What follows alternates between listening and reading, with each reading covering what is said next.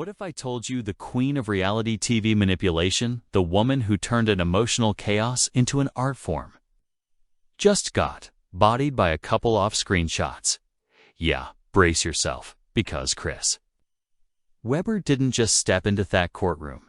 He stepped in swinging. And baby, he didn't bring lawyers, he brought proof, digital printed, backed by timestamps, and dripping with betrayal recipes that didn't just whisper Jackie Christie's name, they screamed it in Hydro-Phoenician. These weren't "I miss you" texts, these were "Move the money Doug can never know," and the ultimate dagger, "Tell Chantel she wasn't planned." Yes, that the pond. 1 second the courtroom was boozing, and the next, boom, dead silence. Chris, I screeched. Secret trips, the charity scam, the affair teamling. Even allegations of assiconed abortion hidden behind layers of lies.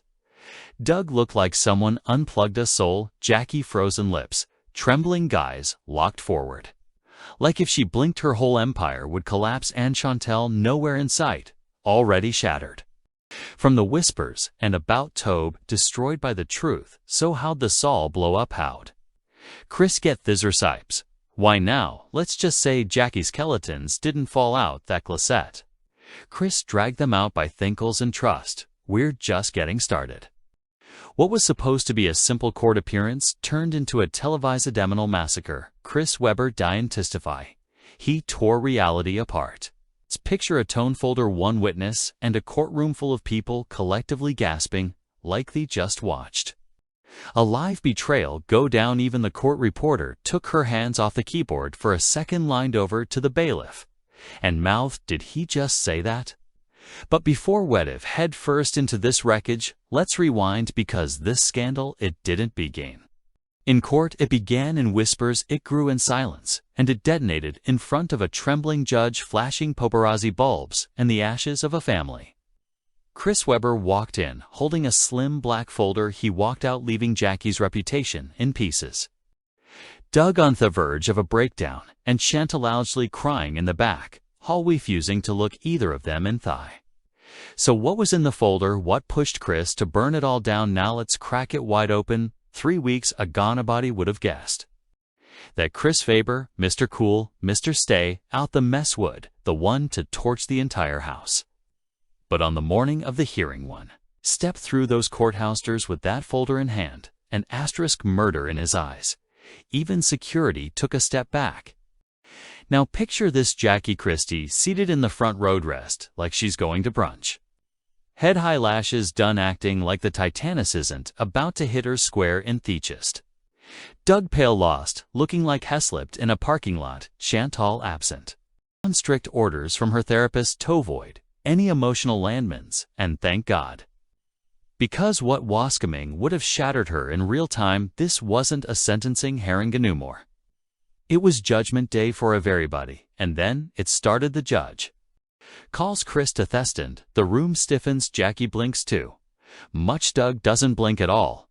And Chris, he steps up like he's reading bedtime stories, calm, sharp, and ready for blood. Drops the folder, opens it like a menuet, says loud enough for the courtroom mix to pick up clearly, "Your Honor, Eva stayed quiet long enough since Jackie turned my life into a storyline. Let me return the favor."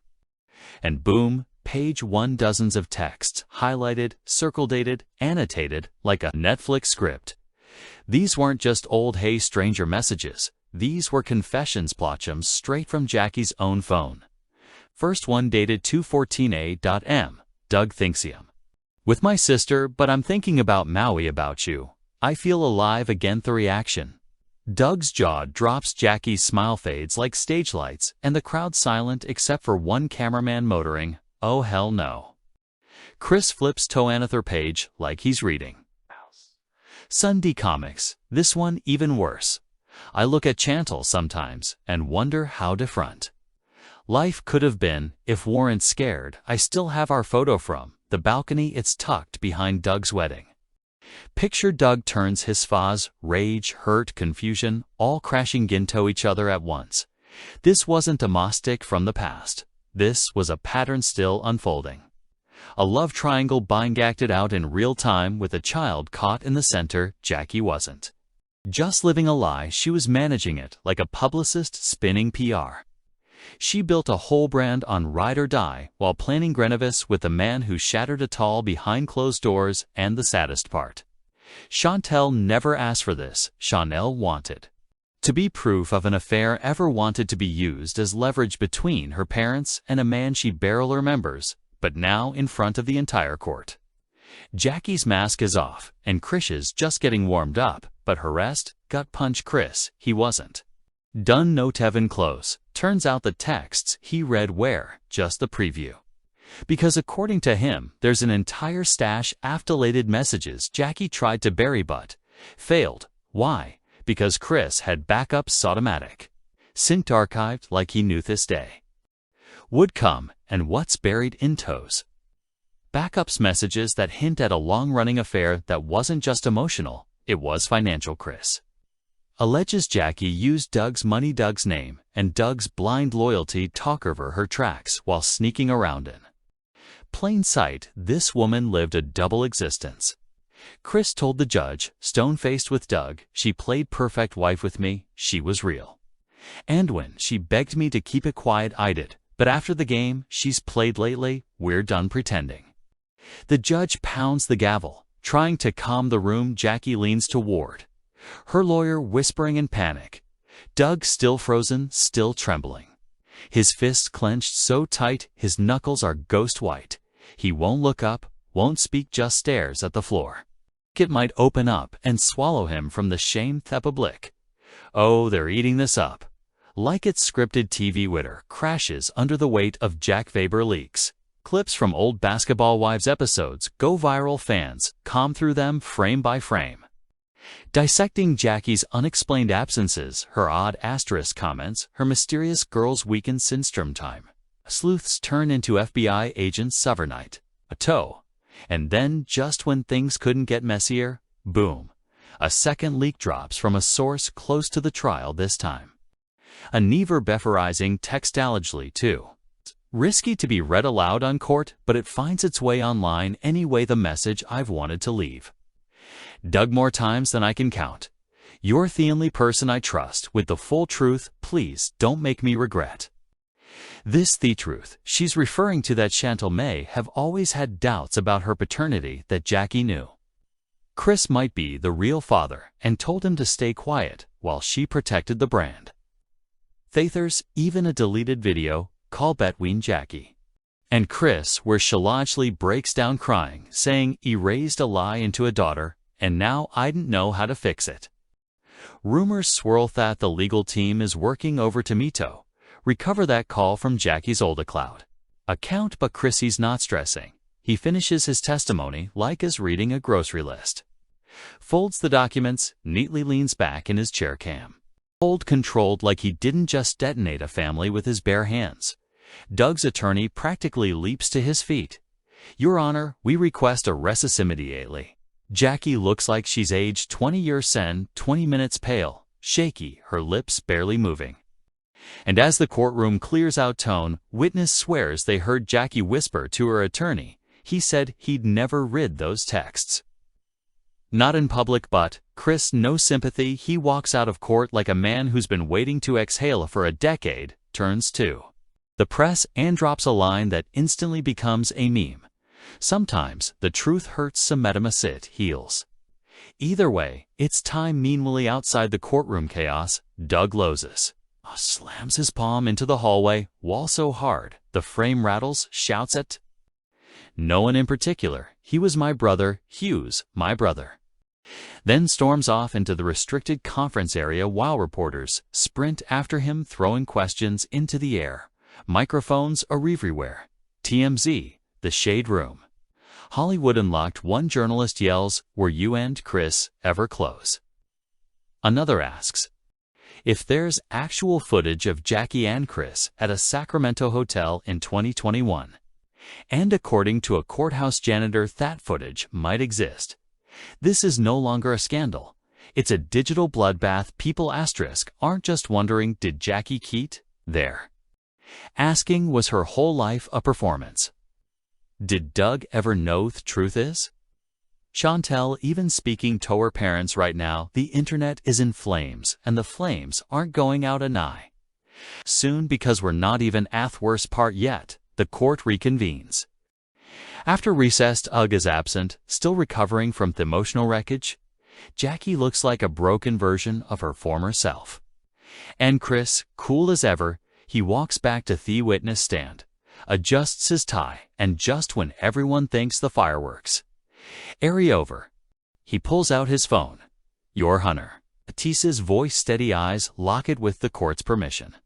"I'd like to share a few additional messages directly from my backup archive." The room gasps. Jackie's lawyers nearly fall out off their chairs. Her face drains of all color. But Chris, he unlocks the phone scrolls, finds the folder, and starts reading. July 8, 2016. "Jackie to me, I wish I could tell Doug the truth, but it would kill him. You're the only place I've ever felt safe." The room freezes. August 12, 2017. "Jackie again, he's obsessed with coaching. He doesn't even know when I sneak out. You always understood me better than he ever did." Adger covers their mouth. Another whispers, "This is insane." But Chris keeps going. One message after another spread across 7 years. A hidden narrative of late night meets Codadexcus's fake charity trips and quite betrayals. Some messages are even more damning. "We'll tell him it's a fundraiser he'll bring. Chantal, he won't ask questions. You're not just her real father. You've shown up for her more than I ever did." Jackie done. She buries her face in her hands, shoulders shaking in the back. Hallway. Chantel, who had snuck in quietly, breaks down, sobbing. A court clerk rushes over to comfort Jackie. The gallery stars stunned. The judge silenced. Stonefest processing, and outside the courthouse, Jackie Christie hits number one worldwide, but the final blow. Chris lowered his gaze to his phone, scrolled with intention, and said quietly, "Thousands from last year, March 18th, Jackie to me, Doug is broke, and I'm tired of pretending. You and I built Chantel's for, not him. You should have been Theon on the red carpets." The entire courtroom went dead silent, like Simeone had cut the oxygen. Jackie's leg cidered in real time. Not in slow motion, not behind closed doors, but right there in front of everyone. The judge looked stunned, genuinely stunned, like this was beyond Devon, the wildest court case she'd ever handled. A reporter covering the trial live tweeted, "I've sat through murder cases, but nothing hit like Thone message." And Jackie, she didn't fight back, she didn't scream or jump out on it. She just leaned over, whispered something, barely audible, to her lawyer. "But you already know the internetos watching Liprias on TikTok didn't miss a thing, and what they claim." She said, "He wasn't supposed to keep those. Not that's a lie, not they're fake. Just wasn't supposed to keep those. That show, you know it's real." Chris didn't even look at her as he walked past Cold Straight Fest. The baifs escorted him through the side exit, but not before a paparazzi lens caught him smirking in the hallway like a man who just dropped its last match on a house soaked in secrets. Out, the chaos had already erupted. Protesters were waiting, some with signs that read "Free Doug," others shouting "Expose Jackie's lies." Meanwhile, Chantel, the daughter caught in the middle of it all, posted a black square on Instagram. No caption, no explanation, and yet it said everything. The public took it as confirmation she's done with her mother inside. Jackie's lawyer scrambled to suppress the evidence, tried to argathic. The texts weren't admissible, but judge wasn't having it. Her voice was as cold as she said, "This court has a responsibility to pursue truth, and if these messages are authentic, what we're dealing with isn't just betrayal. It may be criminal." Suddenly, this wasn't about infidelity or drama anymore. Now the words being thrown around were perjury, fraud, financial concealment, and let's not forget, Jackie's nonprofit is already under investigation for misuse of charitable funds. Over $1.20 million raised in 2020 and barely $18,000 reported in community outreach. That Mathena Mathing. And then came Anna Thurtwist, Doug's former assistant, a man body expected to speak. came forward. He testified that Jackie once asked him to deliver a sealed envelope directly to Chris. He didn't ask questions at that time, but his voice cracked as Hera called it. She looked me dead in thigh and said, "Get this to Chris Donald Doug." I didn't realize I was helping hide something serious, but now I know I was. From that moment, the entire courtroom shifted. Investigators began reviewing surveillance footage from Jackie's house, digging through hairmail. Subpoenas were reportedly being drawn up for her business partners and financial advisors tied to the Krista families. The fanbase torn down the middle team. Doug was demanding his release, chanting outside the courthouse. Team Jackie's silent Semidia, activating others, quietly turning their profile pictures black and Chris Faber. He posted a grainy black and white photo of himself, no caption, except 3 simple words: truth over legacy. And just when it seemed like nothing else it could possibly drop, it did. Court reconvened, and this time, Chris was back. His forehead bandaged from the earlier scuffle with Doug, but his tone changed: calm, controlled, lethal. Jackie sat frozen. Doug was shackled, readied but silent. The bailiff approached the bench with a sealed envelope inside, 32 printed pages, messages between Jackie and Chris, dozens of them, from 2015, 2016, 2002. 2023, there were late-night texts, vacation planning, I miss you, messages, coordinates. One message read, "We'll just say it's a charity trip. Doug won't question it if I bring Chantel." Another said, "Doug trusts Moo too much, he'll never know the truth." That one hit harder than anything so far. The judge blinked slowly. The room did. I breath. Jackie looked like she wanted Toti Sapir. The prosecution asked for the messages to be admitted as evidence. The defense had nothing to say. What could they say? And then came the final blow. The clerk pushed play on a voicemail recording. Jackie's voice filled the courtroom, soft, warm, seductive. "I still think about us, Chris. That weekend in Malibu wasn't a mistake. I didn't expect to still feel this way." You could hear people shifting in their seats. Chantal ran out of the courtroom in tears. Jackie covered her face, shaking. Doug didn't move, just stared at Theffler like it betrayed him to Chris. Tuda's voice broke for the first time. "I didn't come here to ruin lives, but I can't keep living under a lie. What Jackie and I had, it wasn't just some one-night thing. It was a full relationship. When she asked me to hide one, I tried Tobri, but now that Doug is in chains for something rooted in deception, I have to speak and speak." He did, because the world heard every single word. Twitter exploded. Key talkers reenacted the courtroom drama. YouTube creators dropped breakdowns with slowed audio and subtitles. One girl went viral selling shirts that read, "Jackie's lies enter bound material." By nightfall, VH1 released a statement, "We are re-evaluating Jackie Christie's Partanik in future Basketball Wives productions." That was PR speak for she's done. And back in court, the fallout was still unfolding because Chantal was about to take the stand next. And if ya thought this story had already peaked, or dead wrong, because what Chantal revealed would leave both Jackie and Doug permanently changed forever and publicly undone. You ready for that? Let me know, and I'll drop the continuation. Doug's legal team went all in on the mental warfare angle. Our Gwynthur client had been emotional dismantled and psychologically pushed it past his limits by years off deception. They painted his courtroom outers as a man driven to the edge, a man broken by betrayal, not rage, but Chris Webber's side. They fired back with heat. They brought receipts, actual photographic proof that Jackie Christie had been meeting Chris in secret just this year while filming season 12. Yepio heard that right, which means somebody on production had to know. And if the producers knew and kept quiet, on best believe lawsuits are loading, heavy ones, back on Jackie's side of the courtroom. Her lawyers were scrambling, not trying to shield her image, but desperately prepping her for what could be a perjury bombshell. Why? Because Jackie had already filed a sworn statement denying any contact, emotional or physical, with Chris Faber, after 2003, and now there's proof she lied.